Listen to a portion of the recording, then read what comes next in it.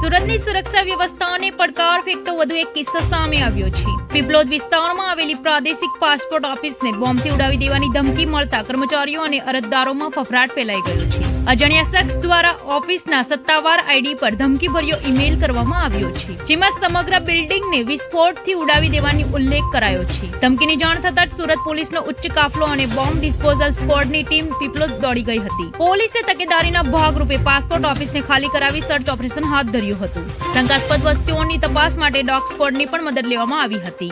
નોંધનીય છે કે અગાઉ પણ 2 વાર આ પ્રકારે પાસપોર્ટ ઓફિસને નિશાન બનાવીને બોમ્બના મેસેજ મોકલવામાં આવ્યા છે। પાસપોર્ટ ઓફિસને ત્રીજી વખત મળેલી આ ધમકી પાછળ કોઈ ટીખણખોળ છે કે કોઈ મોટું કાવતરું, તે દિશામાં સુરત સાયબર ક્રાઇમ સેલની મદદ લેવામાં આવી રહી છે। જે ઈમેલ આઈડી પરથી આ મેસેજ આવ્યો છે તેની તપાસ તેજ કરી દેવામાં આવી છે। હાલ પાસપોર્ટ ઓફિસની આસપાસના વિસ્તારમાં પોલીસનો ચુસ્ત બંદોબસ્ત ગોઠવી દેવાયો છે। દિવ્ય સુરત ડિજિટલ ન્યૂઝ।